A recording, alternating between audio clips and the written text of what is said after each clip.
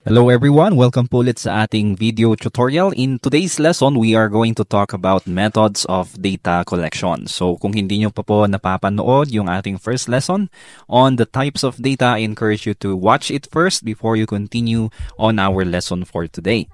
So in this lesson, you will be able to explain the data collection process. You will also be able to identify and explain various methods of data collection. You will also discuss the advantages and disadvantages of different data collection methods. Alright, so without further ado, let's now begin with our lesson. Okay, as we start, let's first review yung importance of data. Okay, bakit ba mahalaga ang data? So these are the things that we have discussed previously. So why do we collect data in different fields, like for example, business, education, or science? The first thing is, data helps us make decisions, no? Just like our example before, Pag-asa weather report brings us the different data when it comes to the temperature, the wind signal, and then the different details of the weather system that will be happening in the next days. That's why it will help us to make decisions, no? The second one is it reveals patterns and trends, just like in sports. By observing the scores, the practice, the routine, nagkakaroon tayo ng idea kung paano natin gagawin or paano manalo ang isang sports team sa mga laro. What else? We also have here, data supports fairness and accuracy. This is how we fight fake news, no? Ito, we use fact-checking. Example, in the news, we first check the data, we search for relevant and accurate sources from different legal sources, ano? Pwede nating i-check muna. And then we also have here solves problem. Okay, like for example, in traffic problem here in the Philippines, we can make use of the data para alam natin kung saang part ng kalsada ang kailangang solusyonan or kailangan ng alternate route. Okay? And yes, data is used everywhere, even in your classroom, no? Sa loob ng classroom, we get data by your scores, by your performance, we observe your behavior and attitude inside the classroom, then it reflects on your card or in your grade. Okay, let us now proceed to the methods of data collection. So here, I'm going to discuss 6 different methods of data collection. Now, ito lang po ba ang mga methods of data collection? Hindi po. Meron pa pong may iba pang mga methods, but in your level, we are just going to have these 6 methods. So the first one is the surveys. Second is interview. Third, observation. We also have experimentations, case studies, and then the focus group. Okay, so isa-isahin po natin ang mga ito. So let's start with surveys. Okay, ano po itong surveys? Well, I believe you already have an idea kung ano po itong survey. Ito na po yung mga sinasagutan nating questionnaires, pwedeng sa papel or pwedeng online. Nowadays, usong-uso na po yung mga online surveys. Okay, so here, surveys involve asking individuals a set of predetermined questions, often in written form, to gather information about their opinions, behaviors, or characteristics. Ito po yung mga tinatanong sa mga surveys. Now, here are the applications. Surveys are used in social sciences, market research, and public opinion polls. Ito po yung mga common na application ng survey. For example po, we have here a school surveys students to determine their preferred extracurricular activities, no? Kung for example sa isang eskwelahan, kung gusto nilang tanungin yung mga extracurricular activities na gusto ng mga student, they can just conduct survey questionnaires. The next one is what we call the interviews, okay? Well, interviews involve direct interaction between a researcher and a participant, where questions are asked and responses are recorded. So as you can see, face-to-face po ang interviews. Pwede rin po sa online through platforms na kailangan yung mag face-to-face, no? Here, applications often used in qualitative research such as psychological studies or detailed customer feedback. So, last time we talked about qualitative research. Dito, tinatanong yung mga characteristics, no? Which type, what kind, no? Hindi po involved ang numbers. Usually, dito po ginagamit yung mga interview method po natin. Examples here is, a researcher interviews farmers to understand challenges in adopting organic farming practices, no?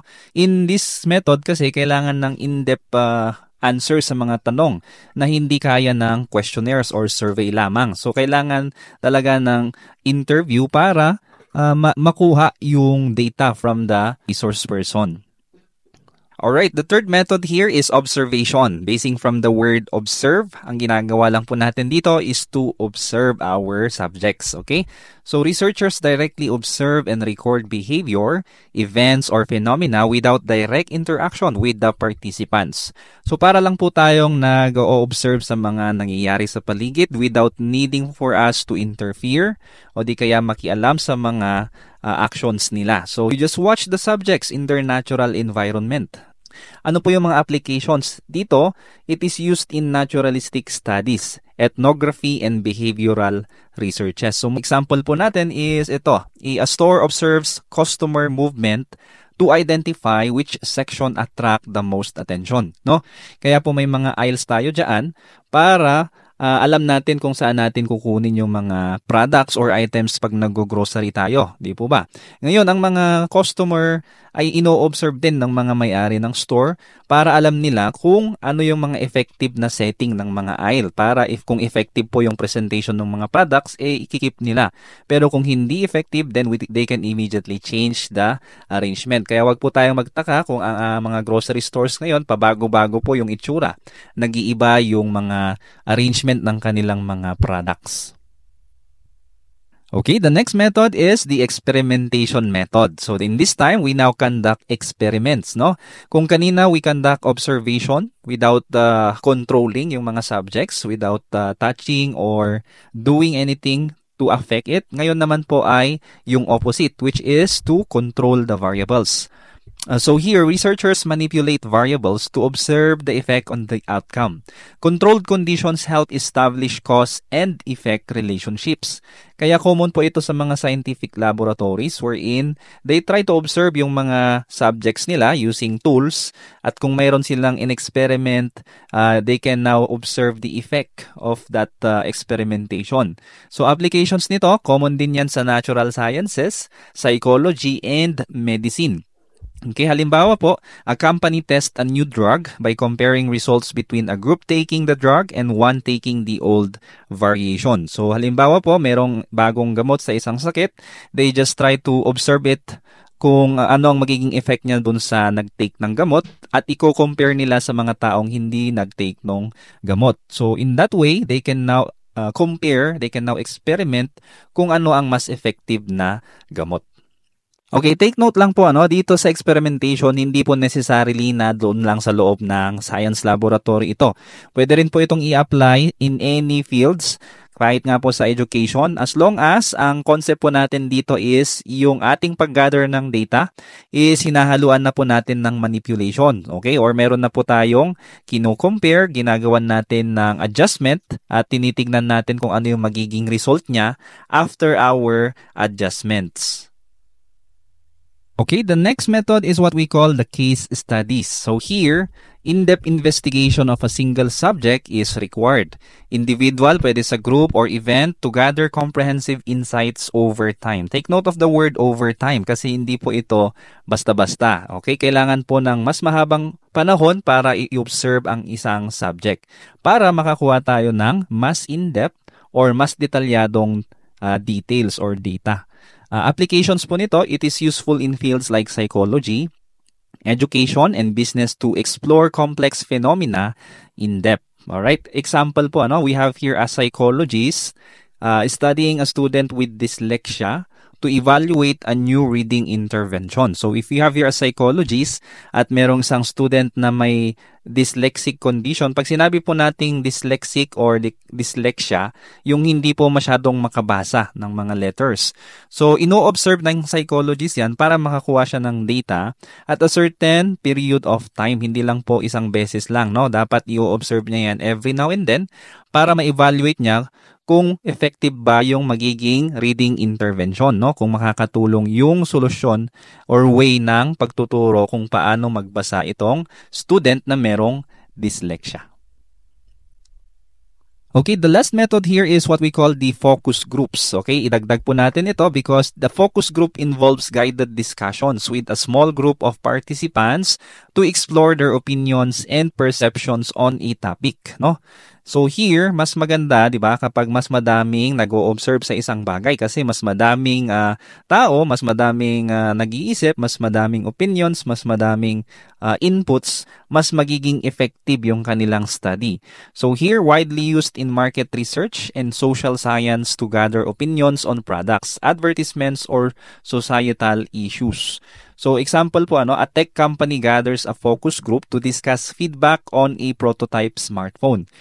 So kung ang isang company ay gumagawa ng isang smartphone, pwede siyang mag-conduct ng focus groups wherein kailangan niyang pagsamahin yung mga magagaling, yung mga experts pagdating sa paggawa ng smartphone, and they can just talk among themselves, they can discuss kung ano yung pinaka-best applications na pwedeng gamitin or di kaya mga features na kailangan dito sa isang smartphone na to, and they can also give inputs or feedback para mas maganda yung magiging result ng kanilang product.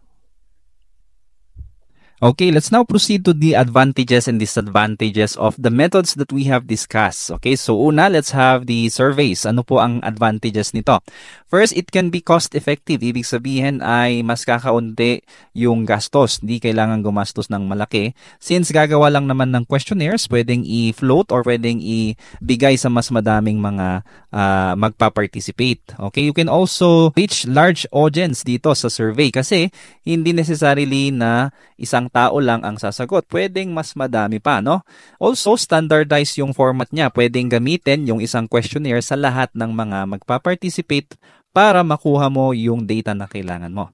What are the disadvantages? Minsan, ang mga sagot sa surveys ay pwedeng bias, Ibig sabihin, hindi siya accurate. Also, limited depth of information. Pwedeng kulang yung magiging data na makukuha mo, Kasi hindi mo naman sila matatanong directly. They just answer it on the paper or on the questionnaires online. Okay, next we have here the interviews. Ano po ang advantages naman pag interviews? So in the interview method, it allows for in-depth exploration, Mas malalim po yung magiging conversation, mas madaming details and mas accurate yung data na makukuha mo. Flexible din po yung questioning, meaning pwedeng baguhin mo yung questions mo depende sa kung sino yung ini-interview mo. Pwedeng magkaroon ng follow-up questions as well. It can also generate rich qualitative data. Yung sagot dito ay hindi basta-basta. Disadvantage naman po ay time-consuming. Medyo mas mahabang process itong pag-interview. Potential for interviewer bias. Pwede rin magkaroon ng bias, Pag ang ini-interview natin ay hindi siya objective, pwedeng ang mga sagot niya ay bias. Next one, observations. Ano po ang advantages nito? It provides first-hand information. It minimizes response bias. All you have to do is to base your data from the observation. Wala pong halong opinion, wala pong halong preference. Also, observer bias naman ang disadvantage nito. Bakit? Kasi kung sino yung nag-o-observe, baka mamaya ay magiging bias na siya kung ano lang ang gusto niyang i-observe, yun lang ang magiging data niya. Hindi niya na i-consider yung mga ibang bagay. Limited control over variables. They cannot actually control kung ano yung ino-observe nila. What else? Experimentations. Ano po ang advantages nito? It's high control over variables. Of course, since we are experimenting, we can just adjust yung mga subjects na ino-observe natin. High internal validity. Ibig sabihin po nito ay mas valid. Mas kapani-paniwala yung mga data na magagather natin. It allows for causal inference. Ibig sabihin, pwedeng may cause and effect dito sa experimentation method. Kung may ginawa kang adjustment doon sa ini-experiment mo, ano yung magiging result niya? Ano yung magiging effect? So, yun po yung causal inference. Next one is the disadvantage. Pag experimentation po, pwedeng artificial setting lang yung gagamitin. In that way, pwedeng magkaroon ng limit doon po sa ating ma-observe na data. Kapag artificial laboratory lang siya, hindi siya nasa natural environment. Halimbawa, kung nag-o-observe po tayo ng pag-grow ng isang halaman and we just do it in the laboratory, pwedeng hindi siya magiging accurate as compared kung in-observe natin siya doon sa natural environment niya. Okay, next, it also has ethical concerns, lalong-lalo na po kung ang ino-observe natin ay medyo sensitive. Halimbawa po ay living organisms or living things. Like for example, yung paggamit po ng animals in science experimentations, kawawa naman po yung mga animals kapag pinag-i-experimentan lang. So magkakaroon ng mga ethical concerns po pagdating sa mga experimentations. Next, case studies. Advantage po nito ay rich and detailed information. Okay, kasi kailangan in-depth yung pag-study natin dyan. Suitable for complex or unique cases, no? Kung hindi lahat ng objects na ino-observe natin ay pare-pareho, kung iisa or dadalawa lang ang kailangan nating observe, no? This can be a good way to do it. Next, what are the disadvantages? Una is limited generalizability. Kasi ang case studies usually ginagamit sa iisa or dadalawang tao or object or subject na ino-observe mo. Therefore, hindi mo pwedeng gamitin yon as an accurate standard para sa mas madaming observations o di kaya ay sa buong population in statistics. Also, potential for researcher bias. Ibig sabihin, pwedeng magkaroon din ito ng bias when it comes to the one who is studying the case. Focus groups. Rich data through group dynamics and interaction. Okay, magkakaroon ng magandang interaction among the participants. Ibig sabihin, the more na mas madami ang nagdi-discuss, the more na mas madami ang nag-i-study doon sa ating data, the more na mas maganda rin yung magiging result, magiging mas accurate siya. Faster and more cost-effective, no? Kung by group siya, ibig sabihin, mabilis lang matapos yung observation. Next one, disadvantage naman nito is it may not represent a larger population's views due to small sample size. Ganun din po, kahit focus group siya, pwedeng iilan lang. Ibig sabihin, yung observation nila pwedeng iba sa observation ng mas madaming tao. So, yun po yung magiging disadvantage nito. Okay, to practice what you have learned in our discussion, we have here the exercise. For each scenario provided, identify the data collection method that is best applicable. So anong method po kaya ang magiging effective sa mga sumusunod na scenario? I'm going to read the first one. Okay, we have here, number 1, researchers want to investigate the impact of a new teaching method on student learning outcomes in a specific subject. They manipulate the teaching approach and compare the results with a control group. Ano pong ibig sabihin nito? So if we have here two types of class, kung saan itong first class is, it's just the traditional classroom setup, no? Basta mayroon pong teaching process between the teacher and the students. Ito po yung pwede nating tawaging control group kasi hindi naman ito minamanipulate, hindi ina-adjust nung nagre-research or nung researcher. Now, there's a separate group of class. Maybe this is just a discussion. Now, ito po yung minamanipulate na group. Ano pong tawag sa method na ganito? Wherein the researchers are now conducting manipulation doon po sa kanilang ino-observe para makakuha ng data.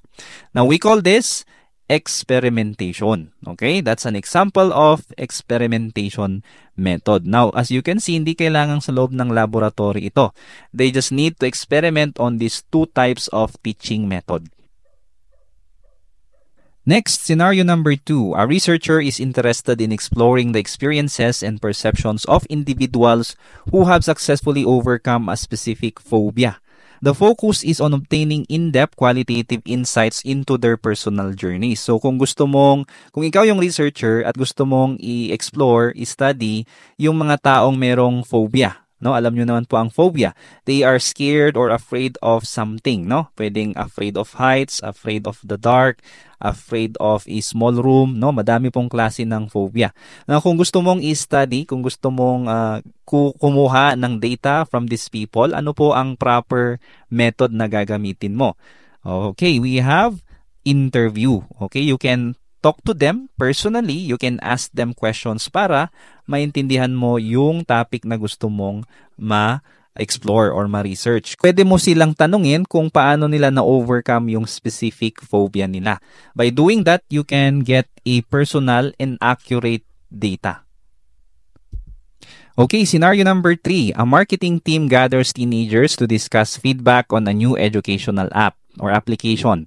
Their insights help refine the app before its release. Okay, so kung nyari meron po tayong isang company gustong gumawa ng educational application sa smartphones, nag-gather po sila ng teenagers to get their ideas and opinions about this. So, yung makikita nyo po, meron mga nagdi-discuss kung ano yung mga pwedeng apps or features, disadvantages and advantages ng app na ito. So, ito po ay tinatawag nating focus group. Okay, focus group po ito. Next scenario number 4, an organization is conducting a market research study to understand consumer preferences for a new product. They distribute a set of standardized questions to a large sample of potential customers. No? So here, may mga questionnaires po na sinasagutan ng mga potential customers. Pwedeng online, pwedeng written. And then after that, the organization will now collect the data. They can now present, analyze, and then interpret, no? Para malaman nila kung ano yung mga potential na products na pwede nilang ibenta at ang mga potential customers. So, anong method po ito? Okay, it's just survey. Nagtatanong ng questions through written form. Scenario number 5, a social scientist is investigating the communication patterns within a specific community. The researcher spends extended periods in the community, silently monitoring interactions and taking field notes. Okay, so nag-note lang po siya, nag-o-observe lang po siya. So we call this observation. Okay, wala po siyang ginagawa doon sa community. Okay, the researcher is silent, sabi po dito. Nagmo-monitor lang po siya ng mga interactions and communications among the community. Number 6, a researcher studies a patient with a rare autoimmune disorder over 6 months, no? Over a long period of time po itong 6 months, documenting symptoms, treatments, and progress. The findings provide unique insights to guide future research on the condition. So, yung patient niya po dito ay isa lang at ino-observe niya po ito for over 6 months. So, anong method po ito? Okay, we call this a case study. No? Isang tao lang po yung ino-observe. Pwedeng from these results, pwede niya nang gamitin ito to guide future researches on this condition.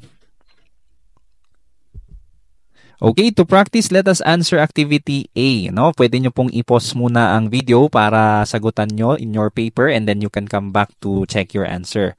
Ang instruction po natin is, for each scenario provided, identify the data collection method that is best applicable. Okay?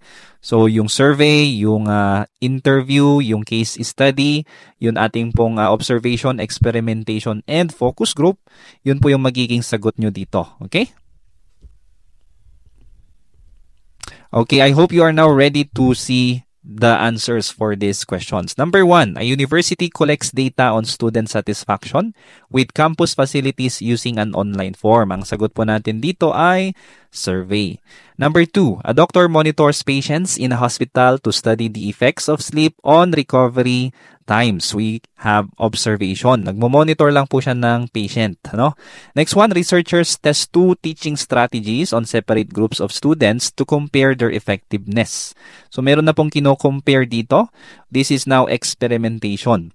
A historian analyzes a detailed account of an ancient civilization based on journals and records. This is now a case study, no? Kasi hindi po kailangan na mag-observe siya ng madaming ancient civilization. Isa lang po ang kailangan. And then, ino-observe niya po ito for a long period of time. Next, a marketing team asks 15 customers to discuss their opinions about a new product designs in a guided discussions. So, meron po tayong focus group dito kasi 15 customers po yung mag-brainstorm or mag-discuss kung effective po yung kanilang product design. Number 6, a company conducts one-on-one sessions with employees to gather ideas for workplace improvements. Okay, ito po yung interview, no? One-on-one sessions. Question and answer po yan. Okay, to give you more additional information sa atin pong topic about methods of collecting data, ito na po ang last part ng ating video tutorial. This is now how data is collected. Meron po tayong dalawang klase. We have the primary and the secondary type. Okay? So when you say primary, ibig sabihin po niyan, collected first-hand by the researcher, specifically for their study. Ang secondary naman po is already collected and recorded by someone else for a different purpose. So ikaw na mismo na researcher, ikaw na mismo yung nagtatanong or kumukuha ng data when it comes to primary data. Pag secondary naman, hindi necessarily na ikaw mismo na researcher ang magko-collect ng data. Okay? Here, directly obtain data through methods like surveys, interviews, experiments, or observations. Ito po yung primary data. Yung secondary naman po, it is accessed through sources like books, journals, government reports, or pwede pong online, no? So, okay, to give you more example here in primary data, ito po yung mga pwedeng example. A scientist conducting a survey to measure student study habits. So, siya na po mismo yung nagkakandak ng study, siya na po yung mismong nagkakandak ng survey and nagko-collect ng data. While here in secondary data, one example is a teacher using national statistics on literacy rates for a class presentation. Pwede siyang mag-research ng statistics about literacy rates at pwede niyang gamitin ito sa kanyang klase. Ibig sabihin, hindi kailangan siya ang mismong mag-collect ng data, mag-survey or mag-conduct ng interviews nationwide para lang makuha niya yung gusto niyang i-present sa kanyang klase. Okay, sige po, to master what you have learned in the last part of this lesson, we have here activity B. Identify whether the data described in each scenario is primary or secondary. Isulat nyo lang po kung primary siya or secondary data. I'll give you time to answer this. You can pause this video and come back for the answers. Okay, number 1, we have here a student conducts a survey among classmates to gather in opinions about the school cafeteria menu. So, ang sagot po natin dito ay primary since siya na mismo yung nag-conduct ng survey. Next one, a researcher uses population data from a government census for a demographic study. Ito po ay secondary.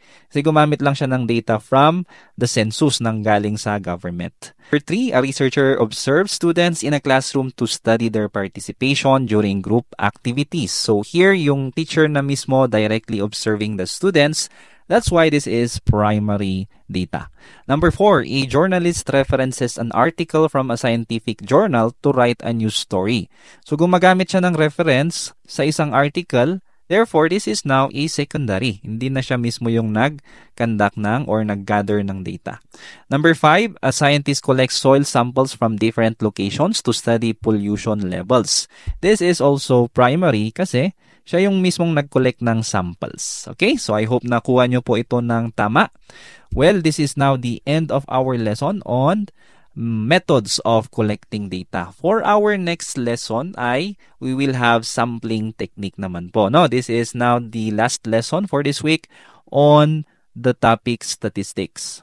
Okay, so thank you again for listening. I hope madami po kayong natutunan at nasagot nyo po ng tama yung mga exercise and activities. Okay, I hope to see you again on the next video. God bless and bye-bye. Kung meron kang natutunan sa video na ito, please click the subscribe button to support this channel para mas matulungan ulit kita sa mga susunod mo pang math lessons. Lagi mong tatandaan, ang math ay para sa lahat. At ako si Teacher Van, nagsasabing dito sa Math Isip, lamang ang nag-iisip.